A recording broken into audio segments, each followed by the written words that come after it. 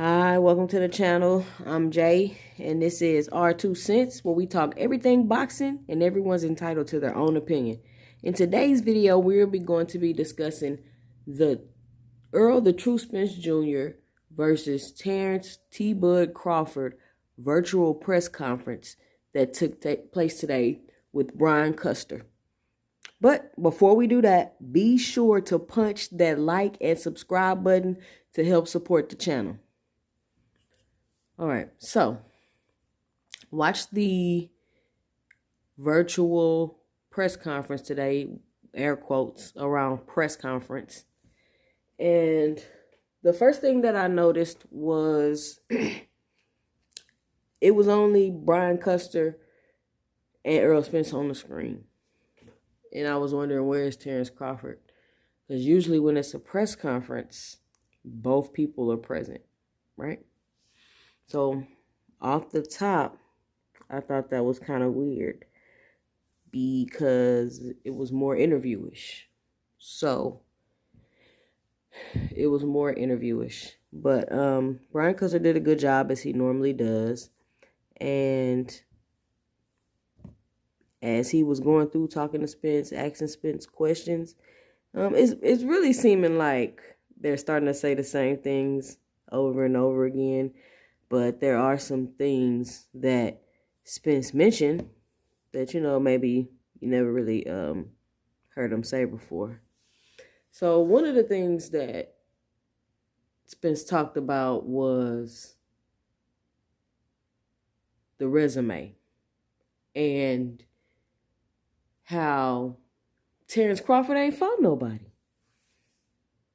Terence Crawford hasn't fought anybody. And when we say Terence Crawford hasn't fought anybody, Errol Spence broke down exactly what that means. So, did Terence Crawford fight Kell Brook? Yes. But when did Terence Crawford fight Kell Brook? After he was at the end of his career, when he didn't have anything to lose. Errol Spence fought Kell Brook while he was still a champion, and he was fighting to keep that belt. That was the difference. Same thing with Sean Porter. Errol fought Sean Porter when he was fighting to keep that belt. Crawford fought Sean Porter when he was on his way out the door. So I'm glad Errol broke that down. I'm going to do another video about that because he makes a good point. The difference between when he fought these guys and when Terence Crawford fought these guys is they had something to lose when they fought Errol Spence if they lost.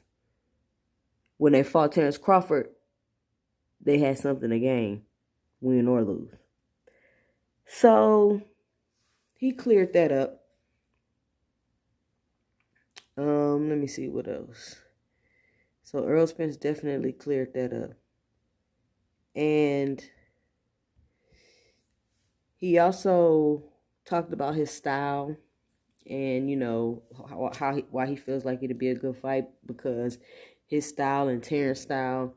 And I like how he keeps complimenting Terrence's style and saying how hard that he knows Terence is going to come into this fight while at the same time saying it's going to be one-sided. That's cold right there. That's cold right there.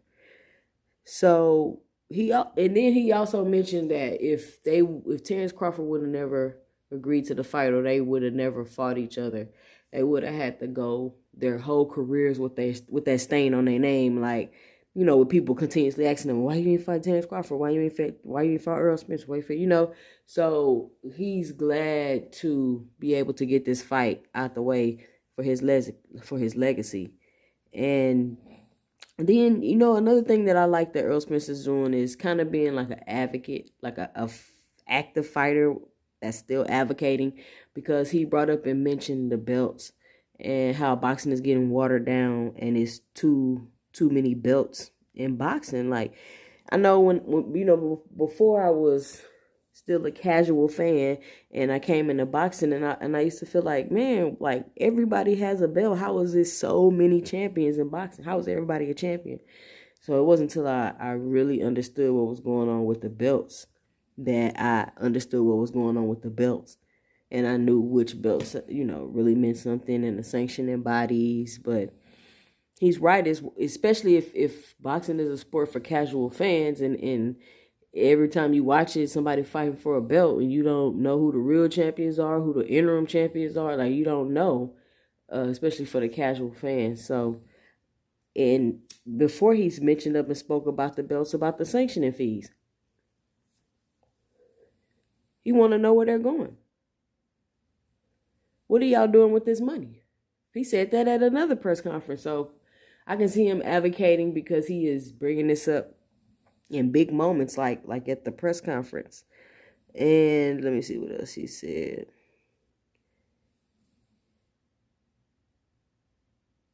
And so they asked him about training camp and is he doing anything different.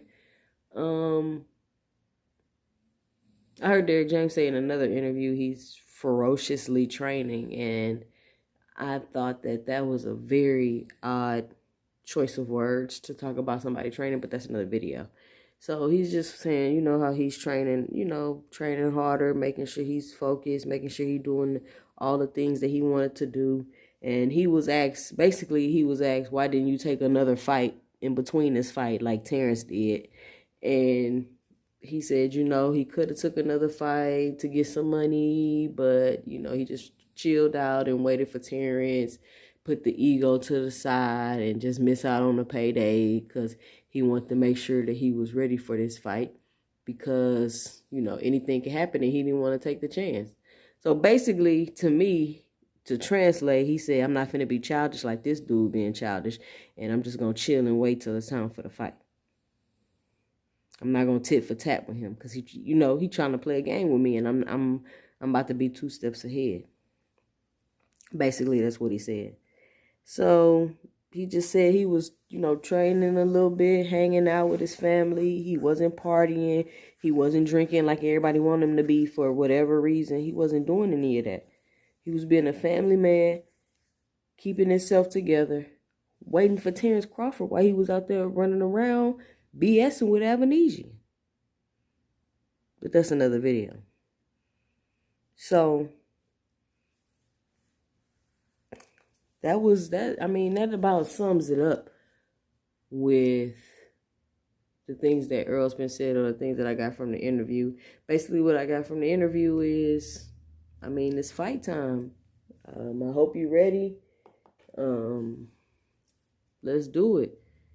And they also mentioned about the promotion, and I don't know why people feel like they have to ask them this. Like, basically to me, it's like, well, why y'all not cussing each other out? Why y'all not yelling at each other?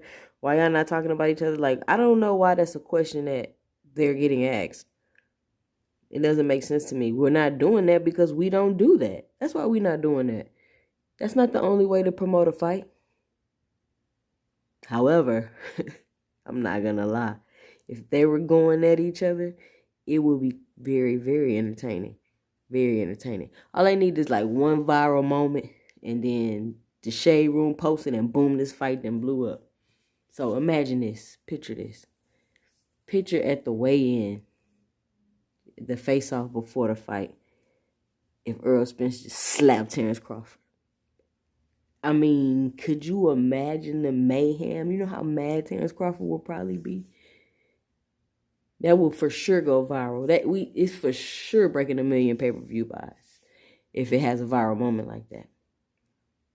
But that's hypothetically speaking. I'm just saying that that's what people are expecting for some reason.